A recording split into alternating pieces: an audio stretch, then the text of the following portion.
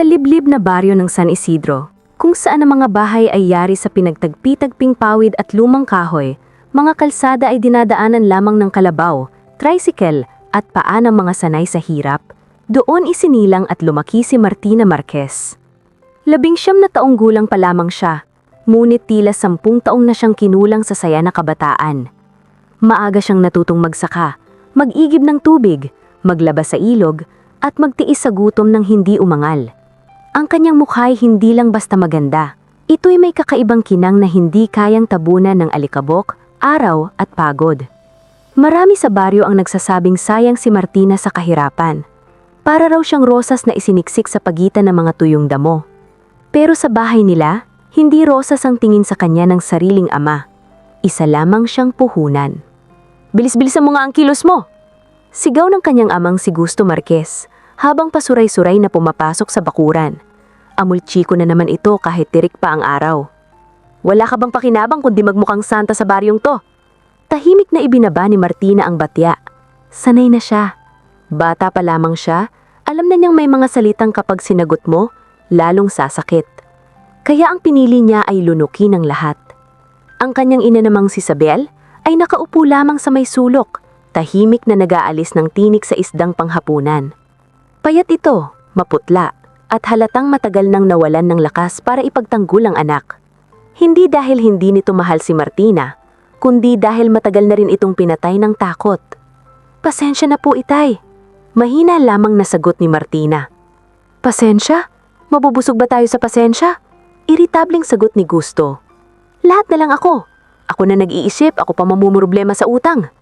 Nang marinig ang salitang utang, bahagyang nanlamig ang dibdib ni Martina. Alam niyang baon sila roon sa utang. Ilang linggo nang may mga lalaking dumarating sa bahay nila tuwing gabi. Mga mukhang delikado, mga matang naniningil, mga boses na hindi marunong maawa. "May pupunta mamaya," sabi muli ng kanyang ama habang umuupo sa sirang silya. "Ayusin mo sarili mo." Napatingin si Martina. Tinaasan siya ng kilay ni Gusto. "Sabi ko, ayusin mo sarili mo. Magsuot ka ng maayos." Napatigil si Isabel sa ginagawa. "Gusto, ano na naman bang iniisip mo? Tumahimik ka nga riyan. Ito na lang ang paraan." "Anong paraan?" Naninginig na tanong ng ina. Hindi agad sumagot si Gusto. Sa halip ay sumindi ito ng sigarilyo, saka ibinuga ang usok na tila walang pakialam kung sino ang masuffocate. Pagkaraan ng ilang segundo, tumingin ito kay Martina, hindi bilang ama, kundi parang negosyanteng tumitingin sa paninda. "May lalaking interesado sa'yo." Parang may malamig na tubig na ibinuhos sa ulo ni Martina. "Ano pong ibig yung sabihin?" Hirap niyang tanong. Ngumiti si Gusto. "Huwag ka na magpaka-inosente. Swerte mo nga at may mayamang gustong kumuha sa'yo." "Gusto!" Biglang sabi ni Isabel, bakas ang takot. "Anak natin yan. At anong gagawin natin? Mamatay sa gutom?" Bulyaw ng lalaki. "May utang ako. Kapag hindi ako nagbayad, baka pati tayong lahat mapahamak. Hindi ito simpleng utang lang." Unti-unting nawala ang kulay sa mukha ni Martina. "Itay, hindi niyo po ako pwedeng ipagpalit." "Hindi kita ipinagpapalit. Ibinibigay kita sa mas magandang buhay." "Sa hindi ko kilala?" "Mayaman siya," sagot ng kanyang ama. "Pero hindi ko siya mahal." "Hindi kailangang mahal mo," sigaw ni Gusto habang pinapatungan ng kamao ang mesa. "Ang kailangan, mabuhay tayo." Napaluha si Martina. Napatingin siya sa kanyang ina, umaasang may magsasalba sa kanya, may yayakap, may magsasabing hindi ito matutuloy. Ngulit ang nakita niya lamang kay Isabel ay mga matang puno ng awa at kawalan ng laban. Iyon ang pinakamasakit, hindi ang mabenta, kundi ang mapagtantong walang kayang sumagip sa kanya. Pagsapit ng gabi, dumating ang sasakyan. Hindi iyon simpleng kotse na nakikita sa bayan. Itim iyon, mahaba, makintab at tila hindi bagay sa maputik nilang daan. Maging ang mga kapitbahay ay sumilip sa mga bintana nila. Bulong dito, bulong doon, halatang may kakaibang mangyayari. Pinilit ni Isabel na suklayan ng buhok ni Martina. Isinuot niya rito ang pinakamaayos nitong damit, isang simpleng puting bestida na luma na ngulit malinis. Nanginginig ang mga kamay ng ina habang inaayos ang laylayan ng anak. "Anak, Mahinang sabi ni Isabel. Patawarin mo ko. Tumulo na ang luha ni Martina. Inay, huwag niyo po akong hayaang kunin nila. Humagulgol si Isabel, ngunit mahina lamang, tila takot na marinig ng asawa. Meron po, bulong ni Martina, humahawak sa kamay nito. Sabihin niyo pong hindi. Sabihin niyo pong anak niyo ako. Napapikit si Isabel. Isang mahabang katahimikan ang namagitan sa kanila bago niya marahang anilis ang kamay ng anak at doon tuluyang nadurog si Martina. Nang bumukas ang pinto, pumasok ang dalawang lalaking nakaitim na polo. Sumunod ang isang matangkad na lalaking nakasuot ng abuhing suit. Hindi siya kasing tanda ng inaasahan ni Martina. Siguro'y nasa mga 32 o lampas lamang ng kaunti. Matangos ang ilong, maputi at napakatalim ng mga matang sanay mag-obserba, humusga at tahimik. Hindi siya mukhang bastos, hindi rin siya mukhang kriminal. Sa totoo lang, mukha siyang isang taong hindi dapat mapadpad sa lugar nila. Tumayo si Gusto at agad ngumungiti na parang aliping binigyan ng gantimpala. Magandang gabi po, attorney. Attorney? Napatingin si Martina sa lalaki. Lumapit ito ng ilang hakbang at tumingin sa kanya. Hindi sa paraang bastos, hindi rin sa paraang malambing. Parang sinusukat siya ng mga mata nitong sanay sa katotohanan. Ikaw ba si Martina? Tanong nito. Malalim ang boses. Hindi agad nakasagot si Martina. Sumagot ka, sabat ng ama niya. Opo, mahinang niyang sabi. Tahimik siyang pinagmasdan ng lalaki. Maya-maya, tumango ito na tila may kinumpirma sa sarili. Magkanong napag-usapan? Diretsong tanong nito kay Gusto. Parang kinuyong ang puso ni Martina sa narinig. Parang palengke. Parang baboy o baka. 3 milyon, mabilis na sagot ni Gusto. Napatingin si Martina sa ama. 3 milyon, kaya ilang araw nang halos hindi ito makatulog sa pagkasabik. Walang emosyon ng lalaki habang inaabot sa tauhan nito ang isang sobre at isang dokumento. 2 milyon ngayon, ang isa kapag natapos ang kasunduan. Kasunduan? Hindi napigilang tanong ni Martina. Ngayon lang siya muling tinignan ng lalaki. Sa unang pagkakataon, may bahagyang pagbabago sa ekspresyon nito. Tila nagulat na marunong pala siyang magsalita para sa sarili. Hindi ba ipinaliwanag sa'yo? Tanong nito. Wala po akong alam. Ang sabi lang nila may kukuha sa akin. Bahagyang tumigas ang panga ng lalaki. Lumingon ito kay Gusto. Hindi mo sinabi? Natawa si Gusto ng pilit. Babae lang naman yan, attorney. Susunod din kapag nandun na. Hindi ako bagay sa mga taong hindi marunong tumupad sa malinaw na usapan. Malamig na sabi ng lalaki. Napatikom si Gusto. Huminga ng malalim ang estranghero, saka muling tumingin kay Martina. Ako si Attorney Leandro Altamirano. Sabi nito, hindi kita binili para gawing katulong, hindi rin para gawing laruan. Tumaas baba ang dibdib ni Martina. Bakit niyo po ako kinuha? Saglit na natahimik si Leandro bago sumagot. Dahil kailangan ko ng magiging asawa. Parang dumagundong ang langit sa loob ng bahay kahit wala namang kulog sa labas. Nanlaki ang mga mata ni Martina. Asawa? Isang kasal na may kasunduan, sabi ni Leandro. Hindi pang habang buhay. Hindi mo kailangang mahalin ako, pero kailangan kita. Ano pong kapalit? Kalayaan ng pamilya mo sa utang, sagot niya, at kaligtasan mo. Napakurap si Martina. Kaligtasan ko? Bago pa makasagot si Leandro, may isang malakas na katok ang biglang umalingaw-ngaw sa pinto. 3, sunod-sunod, galit. Napalingon ang lahat. At mula sa labas, narinig ang mabingis na boses ng lalaking kilalang pinagkakautangan ng kanyang ama. Gusto, lumabas ka riyan, wala na kaming pasensya. Namumutla si Isabel, napaigtad si Gusto, at sa gitna ng takot, dahan-dahang ibinaling ni Attorney Leandro Altamirano ang tingin kay Martina. Ayaw mo mang maniwala, mahina ngunit mariing sabi nito. Pero ngayong gabi, ako lang ang may kakayahang ilabas ka ng buhay dito. At sa unang pagkakataon, naramdaman ni Martina na ang lalaking akala niya'y bumili sa kanya ay maaaring siya ring unang taong susubok sumagip sa kanya. Hindi agad nakasagot si Martina. Sa labas ng kanilang bahay, patuloy ang malalakas na katok. Bawat dagundong sa pinto ay tila martilyong unti-unting dumudurog sa natitira niyang tapang. Naririnig niya ang pagmumura ng mga tauhan ng pinagkakautangan ng kanyang ama. Ang isa pa nga ay sumisigaw na papasukin na raw nila ang bahay kung hindi lalabas si Gusto. Naninginig si Isabel sa isang sulok. Si Gusto naman ay halatang gustong magpakalalaki, ngulit kitang-kita sa mukha nito ang takot. Pawis na pawis ito kahit malamig ang simoy ng gabi. Tanging si Attorney Leandro Altamirano ang nanatiling kalmado. Nakatingin siya sa pinto na parabang hindi mga armadong maniningil ang nasa labas, kundi mga abogadong pwedeng harapin sa isang conference room. Walang bakas ng sindak sa kanyang mukha. Ang dalawang lalaking kasama niya ay kaagad na nakapwesto sa magkabilang gilid ng pintuan, waring handang rumisponde anumang oras. "Attorney," paos na sabi ni Gusto, "baka pwedeng kayo na ang kausap." Hindi siya agad pinansin ni Leandro. Sa halip ay tinignan niyang muli si Martina at parabang sa gitna ng kaguluhan ay siya lamang ang mahalagang sagutin nito.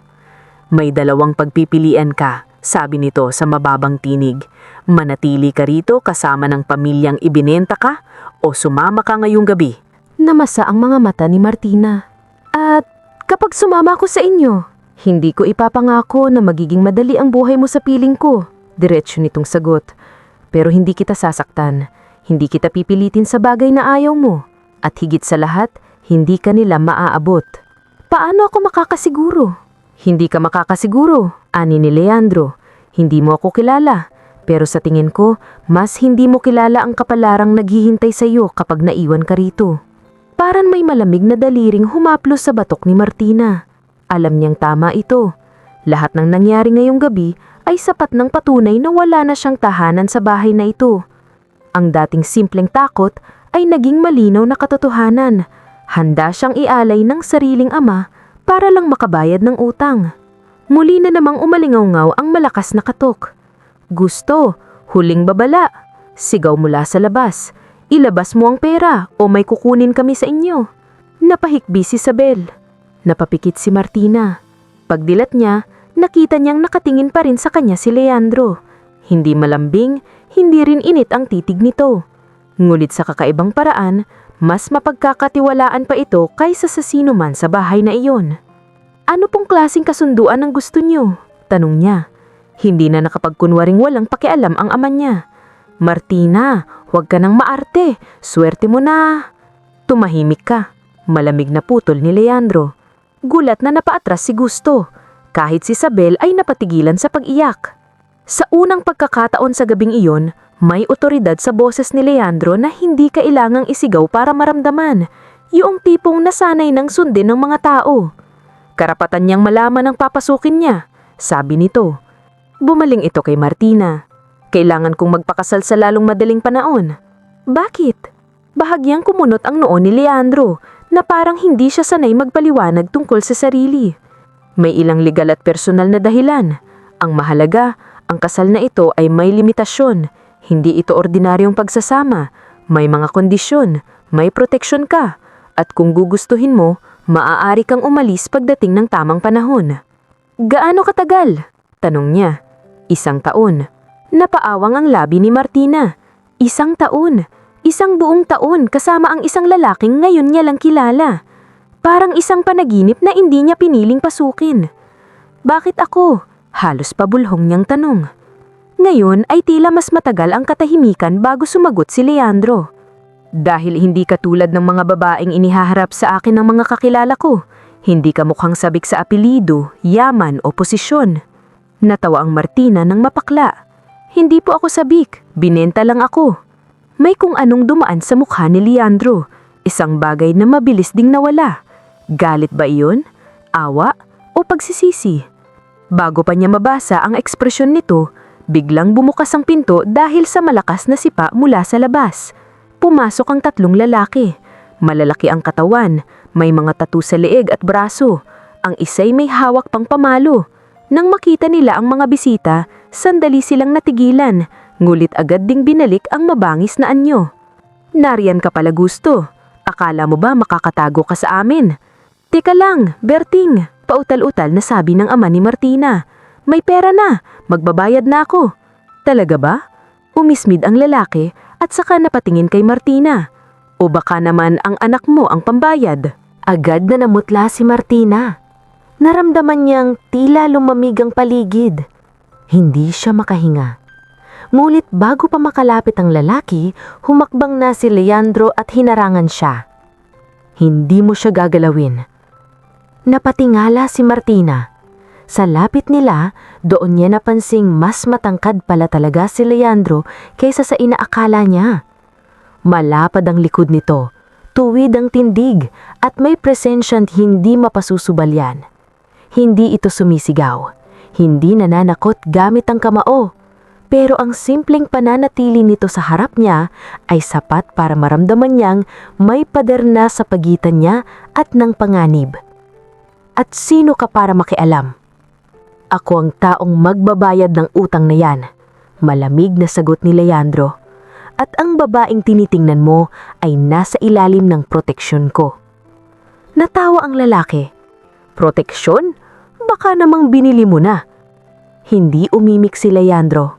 At sa katahimikan niyang iyon, tila lalong napahiya ang lalaki. Naglabas ng sobre ang isa sa mga tauhan ni Leandro at inihagis ito sa mesa. Bilangin mo. Lahat ay napatingin doon. Maging si Gusto ay nagulat sa kapal ng perang laman niyon. Nilapitan iyon ni Berting, binuksan, saka isa-isang sinilip ang bungkos ng pera. Nang masiguro nitong tama, bahagya itong umisi. Ano man ang usapan ninyo, huwag nang idamay ang babae, sagot ni Leandro. Saglit na nagsukatan ng tingin ng dalawa. Sa huli, umurong si Berting. Sige, dahil may pera ka, aalis kami. Pero tandaan mo Gusto, kapag nagtago ka pa sa amin, hindi ka na ulit makakalusot. Pagkasabi niyon ay umalis silang tatlo. Nang tuluyang mawala ang yabag nila, parang saka lamang nakaalala ang lahat kung paano huminga. Napasubsob si Isabel sa upuan sa sobrang panghihina. Si Gusto na may agad na dinaluhong ang sobre na parang gutom na hayop. Nakaramdam ng matinding pagkasuklam si Martina. Iyon na ba ang halaga niya? Isang bungkos ng perang hindi man lang kinailangan ng ama niyang paghirapan? Masaya ka na ba? Nangingilid ang luhang tanong niya sa ama. Hindi siya nitong matingnan sa mata. Ginawa ko to para sa pamilya natin. Hindi, nangingilig niyang sagot. Ginawa niyo to para sa sarili niyo. Bastusin mo pa ako at subukan mong saktan siya at babawiin ko ang lahat ng ibinayad ko. Tumahimik si Gusto. Hindi man lang siya ipagtanggol ng pag-aalipusta. Doon higit na nakita ni Martina na wala na talaga siyang lugar sa bahay na ito. Nilapitan siya ni Isabel. Nangingilig ang mga kamay nito habang hinahaplos ang kanyang mukha. Anak, patawad. Napapikit si Martina habang umaagos ang luha niya. Gusto niyang magalit ng todo sa kanyang ina. Gusto niya itong sisihin. Gusto niya itong tanungin kung bakit hindi siya ipinaglaban.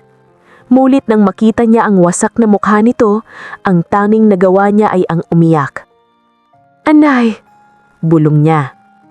Sumama ka na, imiyak na sabi ni Isabel.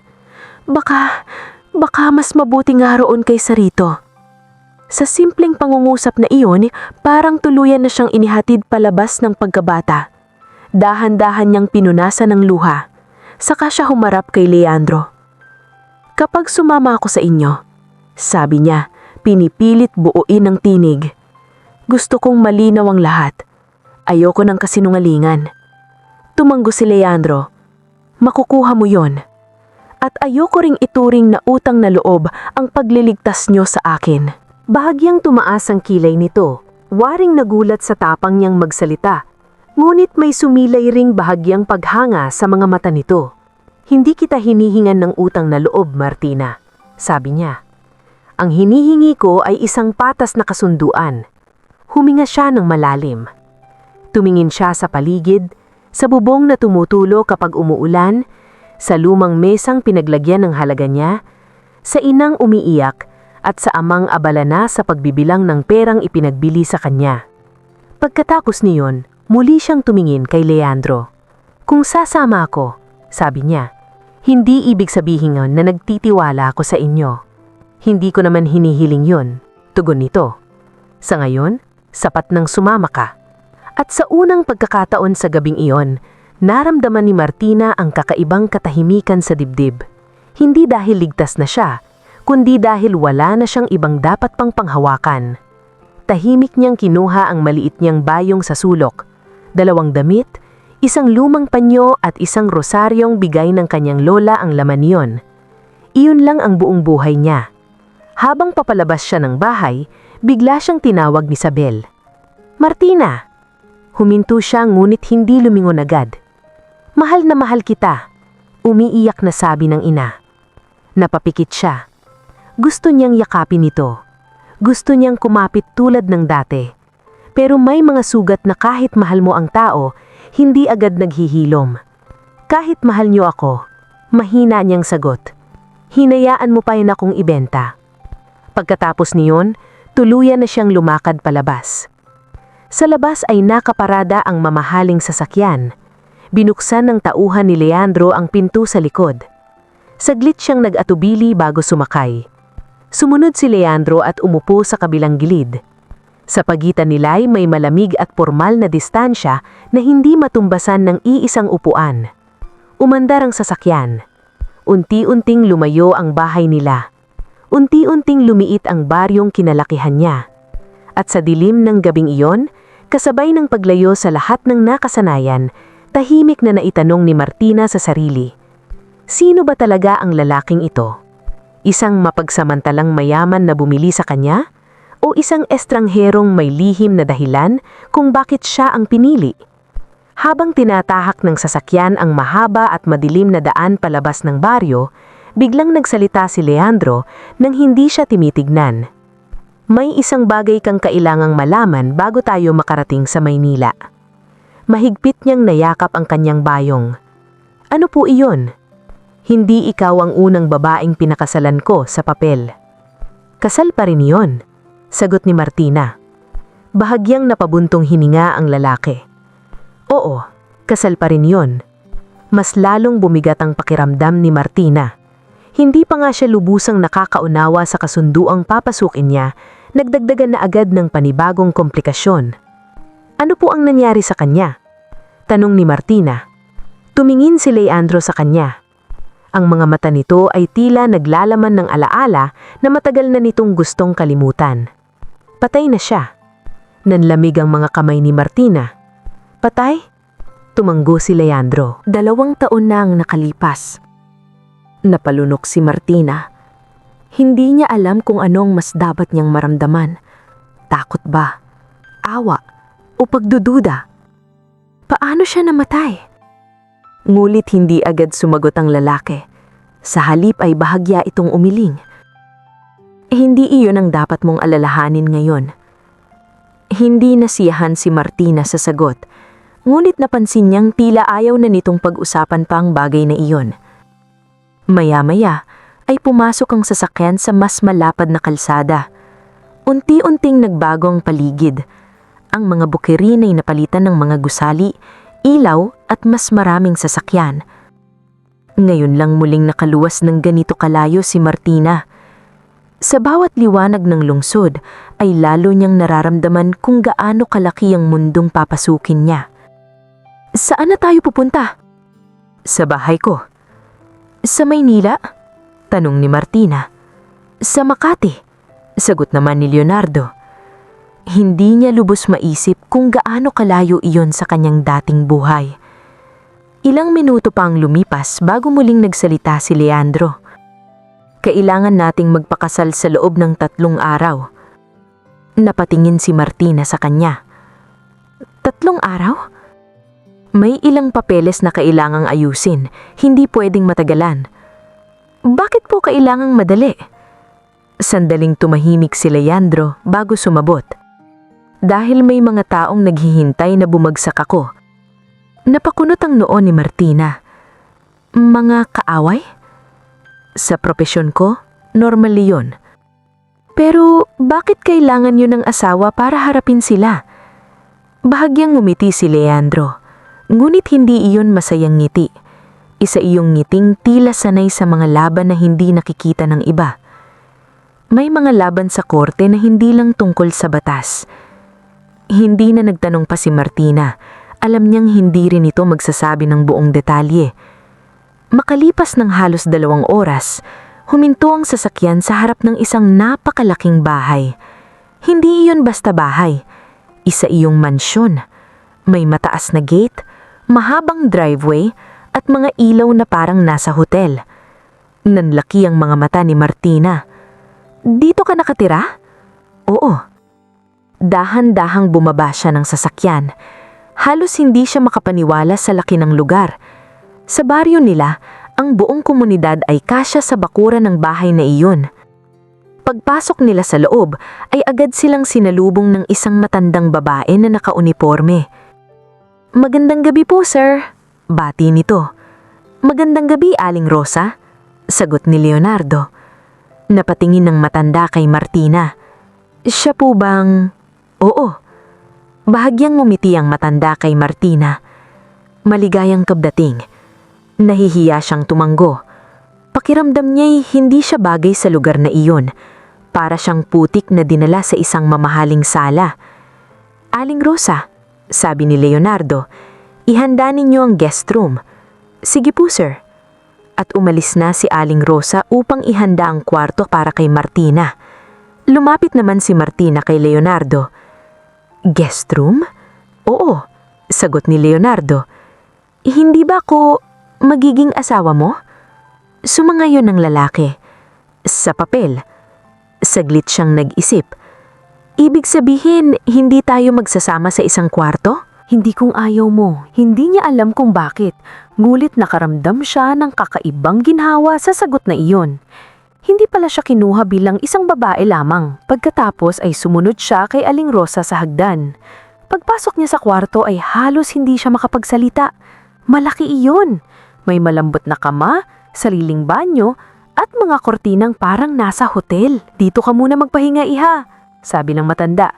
Kung may kailangan ka, sabihin mo lang. Opo, salamat po. Pagkaalis ni Aling Rosa ay umupo si Martina sa kama. Malambot ito.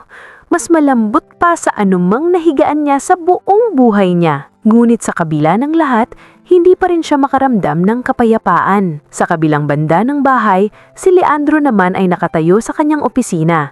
May hawak siyang baso ng alak habang nakatingin sa madilim na lungsod sa labas ng bintana. Makalipas ang ilang minuto ay may pumasok sa opisina ang kanyang kanang kamay na si Marco. Nakuha na natin ang babae, sabi nito. Alam ko, sigurado ka bang siya ang tamang piliin? Hindi agad sumagot si Leandro. Hindi siya kagaya ng inaasahan ko, sabi ni Marco. Hindi siya mukhang taong kayang pumasok sa gulo ng mundo mo. Alam ko rin yon. Kung ganun, bakit siya? Sandaling tumahimik si Leandro. Pagkatapos ay ibinaba niya ang baso sa mesa dahil siya ang huling taong hahanapin nila. Napakunot ang noon ni Marco. Hindi ko maintindihan. Dahan-dahang tumingin si Leandro sa kanya. Ang babaeng pinakasalan ko dati, pinatay dahil sa akin. Natahimik si Marco at kung mali ang pipiliin kong babae ngayon, dugtong ni Leandro, baka maulit iyon. Sa kabilang bahagi ng bahay, si Martina naman ay nakahiga na sa kama ngunit hindi pa rin makatulog. Napakaraming bagay ang nangyari sa loob lamang ng isang araw. Binenta siya ng kanyang ama, iniwan niya ang kanyang baryo, at ngayon ay nasa bahay siya ng isang lalaking halos hindi niya kilala. Napatingin siya sa kisame. Ano ba talaga ang pinasok ko? Bulong niya, ngunit hindi niya alam na sa labas ng mansyon, sa loob ng isang itim na sasakyan, may 2 lalaking nakatingin sa bahay. At doon niya siya dinala. Sabi ng isa. Ngumiti ang isa pa. Sabihin mo sa boss, nahanap na natin ang bagong asawa ni Altamirano at sa unang gabi ni Martina sa bagong mundo, hindi pa niya alam na ang kasal na papasukin niya ay hindi lamang tungkol sa kasunduan, kundi tungkol sa isang digmaan na hindi pa nagsisimula. Hindi agad nakatulog si Martina ng gabing iyon. Kahit napakalambot ng kama at napakatahimik ng kwarto, hindi pa rin siya sanay sa ganoong klaseng kapaligiran. Parang bawat galaw niya ay may kasamang takot na baka may masira o magkamali siya. Sa baryo nila, sapat na ang banig sa sahig. Dito, parang nasa ibang mundo siya. Bandang 5:00 lang umaga, nagising siya sa mahinang liwanag na pumapasok sa bintana. Ilang sandali siyang nakahiga lamang, sinusubukang unawain kung nasaan siya. Pagkatapos ay bumangon siya. Lumapit siya sa bintana at hinawi ang kurtina. Namalaki ang mga mata niya. Sa labas ay may malawak na hardin, may maliit na fountain at may mga halamang halatang inaalagaan araw-araw. Napabulong siya, parang panaginip. Nagbihis siya isa sa 2 damit na dala niya, simple lamang iyon, isang lumang blusa at mahabang palda. Paglabas niya sa kwarto ay dahan-dahan siyang naglakad sa mahabang hallway. Tahimik ang bahay. Hanggang sa makarating siya sa kusina, doon niya nakita si Aling Rosa na nagluluto. "Ay, gising ka na pala, iha," nakangiting sabi ng matanda. "Magandang umaga po." "Magandang umaga rin. Kumain ka na." Napatingin si Martina sa mesa. May tinapay, itlog, prutas at mainit na kape. Hindi siya sanay sa ganoong klasing almusal. "Salamat po," nahihiyang sabi niya habang umuupo. Habang kumakain siya ay biglang may pumasok sa kusina. Napatingin siya. Si Leandro. Nakaputing polo at maitim na pantalon. Mukha siyang bagong ligo, maayos ang buhok at seryoso ang mukha gaya ng dati. Biglang bumilis ang tibok ng puso ni Martina. Hindi niya alam kung bakit. Siguro dahil sa kakaibang presensya ng lalaki. "Magandang umaga," sabi nito. "Magandang umaga po," sagot niya. Umupo si Leandro sa tapat niya. Sandaling katahimikan ang namagitan sa kanila habang kumukuha ito ng kape. Napansin ni Martina na hindi ito masyadong nagsasalita. Tahimik lamang itong kumakain. Hanggang sa siya na ang unang nagsalita. "Attorney?" Napatingin si Leandro sa kanya. "Hindi mo kailangang tawagin akong attorney dito." "Ano pong itatawag ko?" "Leandro." Bahagyang natigilan si Martina. Hindi siya sanay na tawagin ng isang lalaking mas matanda sa kanya sa pangalan lamang. "Hindi po ba bastos iyon?" Bahagyang ngumiti si Leandro. "Ikaw ang magiging asawa ko sa papel. Mas kakaiba kung tatawagin mo akong attorney." Napangiwi siya ng kaunti. "Sige po, Leandro." Sa unang pagkakataon, napansin niyang bahagyang lumambot ang ekspresyon ng lalaki. Tahimik silang kumain ng ilang sandali. Hanggang sa biglang nagsalita si Leandro. "May mga damit na dadating mamaya para sa'yo." Napatingin siya. "Hindi po kailangan." "Kailangan," mabilis na sagot ni Leonardo. "Pero kaya ko naman po itong isuot." Tinignan siya ni Leandro mula ulo hanggang paa. Hindi iyon bastos na tingin, parang sinusuri lamang niya. "Hindi kita binigyan ng ganitong buhay para manatili kang parang bisita sa sarili mong bahay." Natahimik si Martina. Hindi niya alam kung ano ang isasagot. Pagkatapos ng almusal ay inilibot siya ni Aling Rosa sa bahay. May sala na parang nasa hotel. May silid ng aklatan na puno ng libro. May opisina si Leandro na hindi niya pinasok dahil sarado ang pinto. Habang naglalakad sila, ay biglang may narinig siyang boses mula sa sala. "Nasaan si Leandro?" Isang babae ang pumasok. Maganda, matangkad, nakaeleganting damit. Nang makita siya ng babae ay agad itong napahinto. "Ikaw pala iyon." Napakunot ang noo ni Martina. Lumapit ang babae. Siya ang babaeng napili ni Leandro? Napatingin si Aling Rosa. "Miss Vanessa, hindi ko akalaing ganito ang tipo ni Leandro ngayon." "Hindi ko po kayo kilala," sabi ni Martina. "Hindi pa," sagot ng babae. "Ako si Vanessa Villarreal." Parang may kumislap sa isip ni Martina. Narinig niya ang apelidong iyon minsan sa baryo nila. Isa iyon sa pinakamayayamang pamilya sa bansa. "Ano po ang kailangan ninyo?" Ngumiti si Vanessa. "Ako ang babaeng dapat pakakasalan ni Leandro." Biglang nanlamig ang paligid, pero mukhang may ibang plano siya. Bago pa makapagsalita si Martina ay may boses na biglang nagsalita mula sa likod. "Vanessa!" Lumingon silang lahat. Naroon si Leandro. Malamig ang mukha nito. "Anong ginagawa mo rito?" Ngumiti si Vanessa. "Binabati ko lang ang magiging asawa mo." Lumapit si Leandro kay Martina. Hindi man niya hinawakan ng kamay nito, pero malinaw ang posisyon niya. Nakatayo siya sa tabi nito. Parang pinapakita kung kanino siya kakampi. "Hindi ka imbitado rito," sabi niya kay Vanessa. "Hindi mo ba ipapakilalang fiancé mo?" "Hindi siya fiancé." "Ah," mapanuksong sabi ni Vanessa. "Diretso kasal na pala." Tahimik si Martina. Pakilamdam niya'y nasa gitna siya ng laban na hindi niya naiintindihan. Lumapit si Vanessa sa kanya. Mas lalo niyang naramdaman ang pagkakaiba nila. Elegante ang babae, habang siya ay simpleng probinsyana lamang. "Alam mo ba kung sino ang pakakasalan mo?" tanong ni Vanessa. Hindi sumagot si Martina. "Kilala mo ba ang pamilya niya?" Tahimik pa rin siya.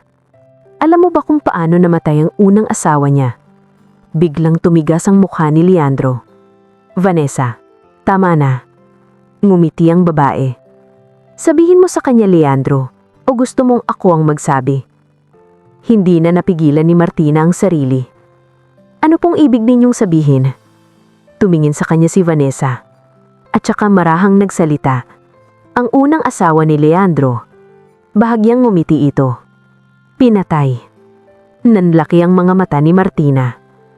Hindi iyon aksidente. Humakbang si Leandro. "Umalis ka na."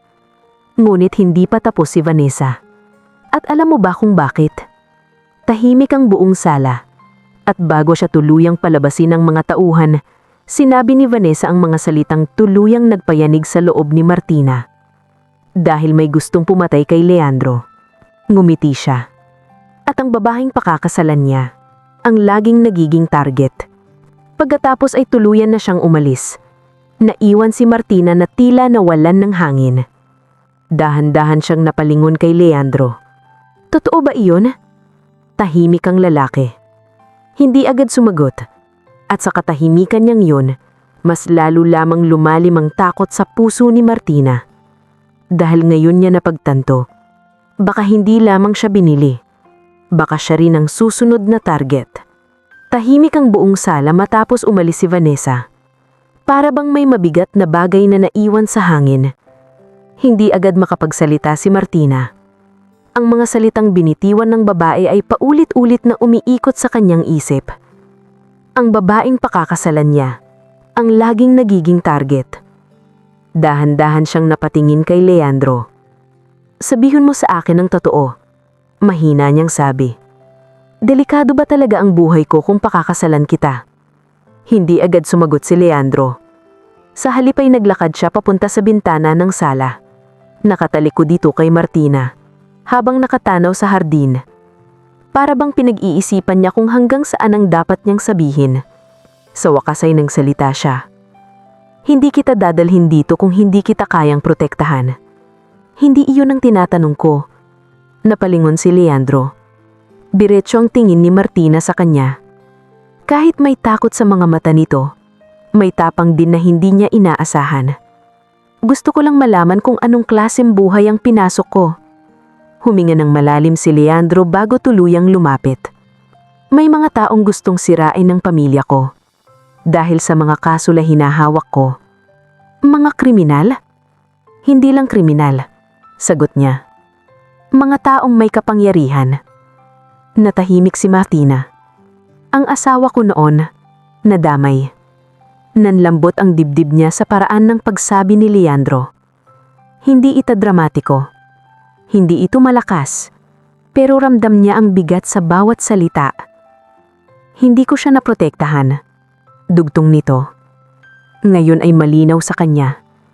Ang lalaking nasa harap niya ay hindi malamig dahil wala itong damdamin. Malamig ito dahil marami na itong pinagdaanan. "Kung ganun, bakit mo pa rin ako isinama?" "Dahil kailangan ko pa ring magpakasal." "Bakit?" Tumitig si Leandro sa kanya. "May isang kaso na nakasalalay sa personal kong buhay. Kailangan nilang makita na may pamilya ako." Para saan? Para mawala ng dahilan ng kalaban ko na sirain ang pangalan ko. Tahimik si Martina. Hindi pa rin niya lubos maintindihan ng lahat, pero alam niyang hindi iyon simpleng problema. Huminga siya ng malalim. Kung ganito pala ang sitwasyon, bakit hindi mo sinabi sa akin agad? Dahil baka hindi ka na sumama. Bahagyang natawa si Martina. Hindi na rin naman ako pwedeng bumalik. Napansin ni Leandro ang lungkot sa boses niya. Kung gusto mong umalis, maaari pa rin, sabi nito. Ibabalik kita sa baryo ninyo at babayaran ko pa rin ang utang ng pamilya mo. Napatingin siya dito. Hindi niya inaasahan ang alok na iyon. Talaga? Oo. Sandaling katahimikan ang namagitan sa kanila. Sa loob ng ilang segundo, tila tumigil ang mundo habang iniisip ni Martina ang posibilidad na iyon. Bumalik sa baryo. Bumalik sa bahay na pinagbentahan sa kanya. Bumalik sa amang nagbilang ng pera kapalit ng kanyang buhay. Dahan-dahan siyang umiling. Huwag na. Napakunot ang noo ni Leandro. Sigurado ka? Kung babalik ako roon, sabi niya, wala ring magbabago. Natahimik ang lalaki. Mas mabuti pang manatili ako rito at harapin ang problema kaysa bumalik sa buhay na wala naman akong halaga.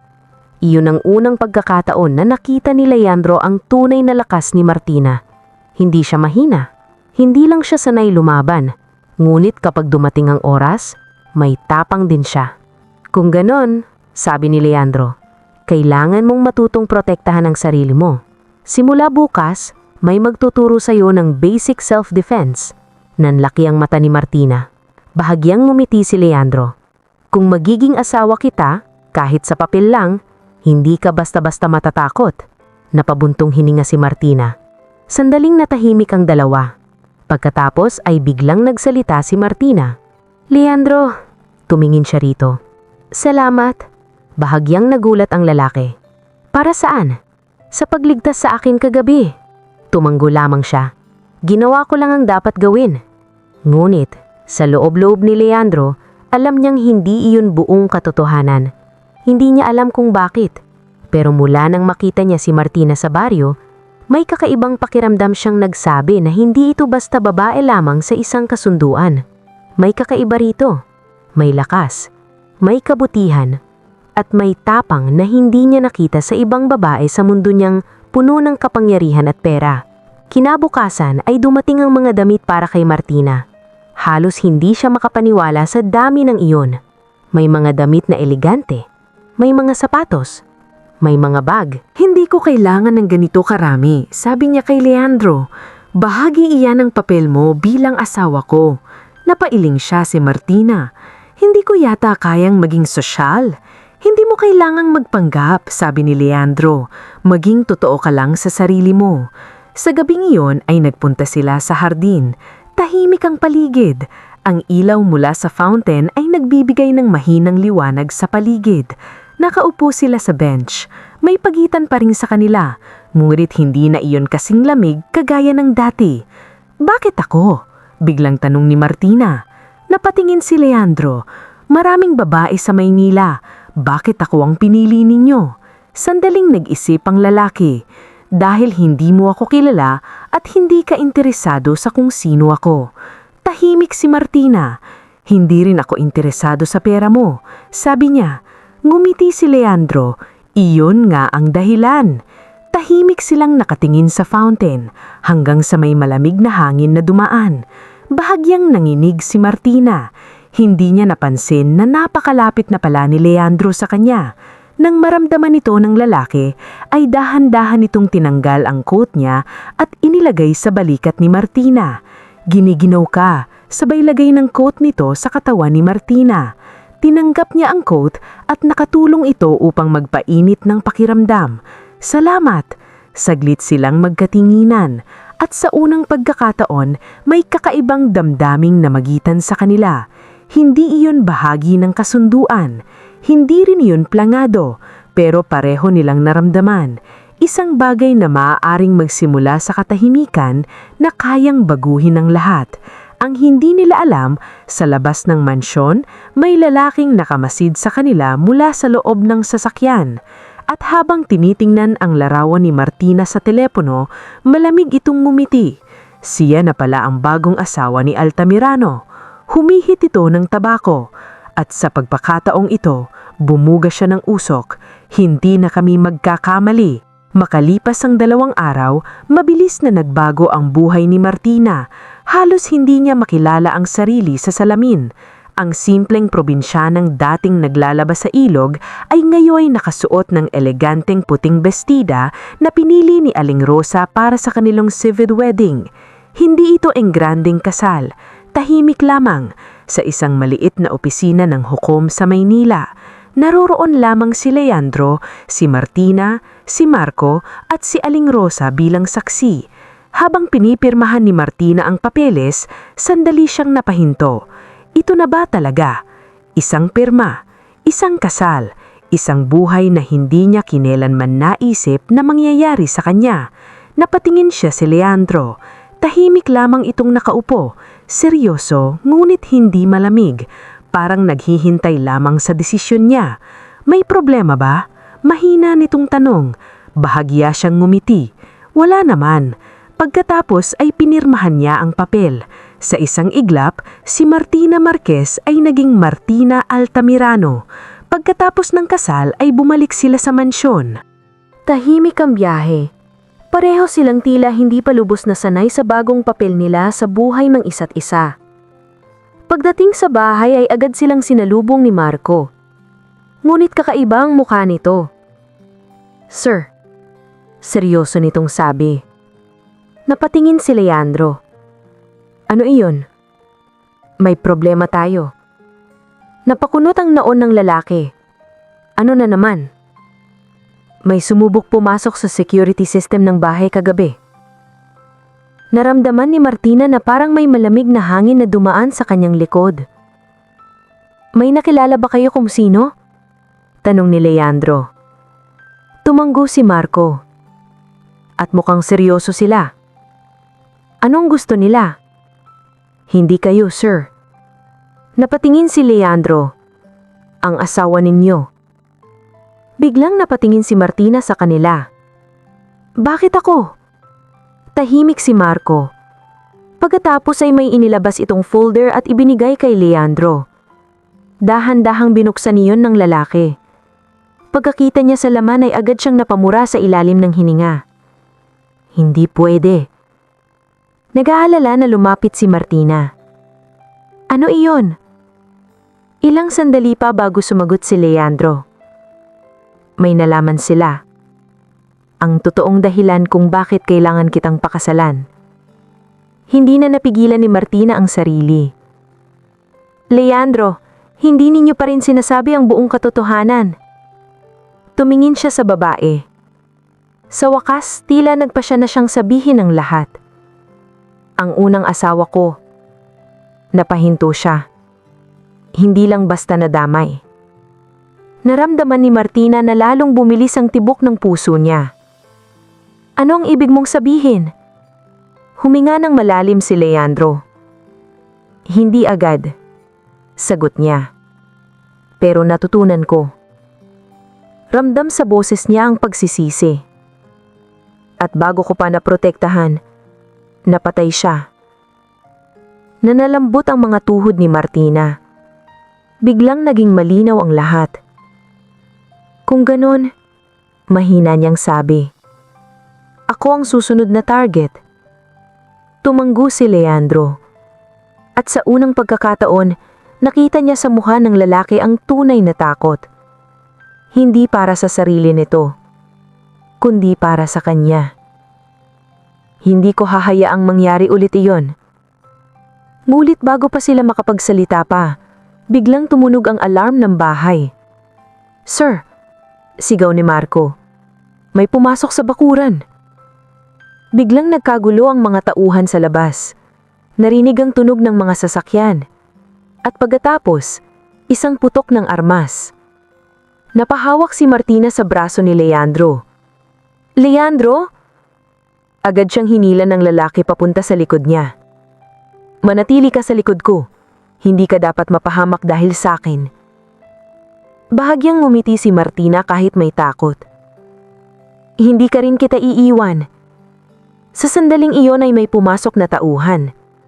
"Sir, umalis na sila," Nagkatiginan sina Leandro at Marco. Ano ang gusto nila? Tanong na Leandro. Ito ay isang paalala lang.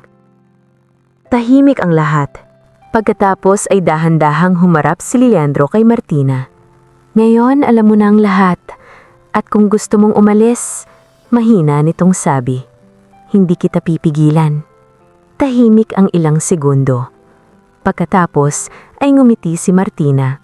Isang ngiti na hindi niya inaasahan sa sarili niya. Hindi ako aalis. Nagulat si Leandro. Sigurado ka? Oo, kasi kung may kalaban ka, mahina niyang sabi. May kakampi ka na ngayon.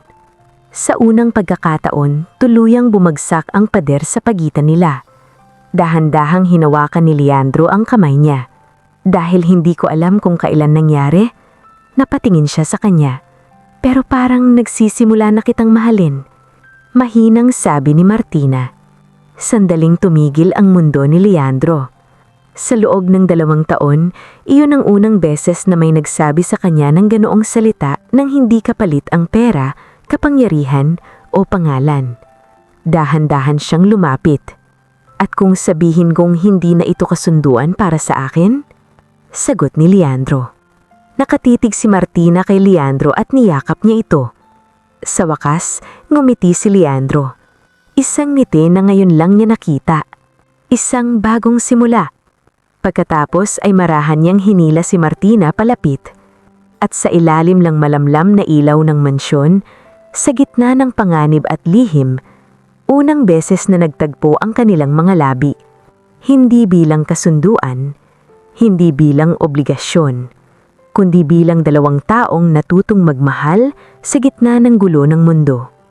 Sa labas ng bahay, muling umandar ang sasakyan ng mga kalaban. Pero sa loob ng mansyon, may isang bagay na hindi na nila kayang sirain. Ang pag-ibig na nagsimula sa isang dalagang ipinagbili at natapos sa isang babaeng piniling mahalin.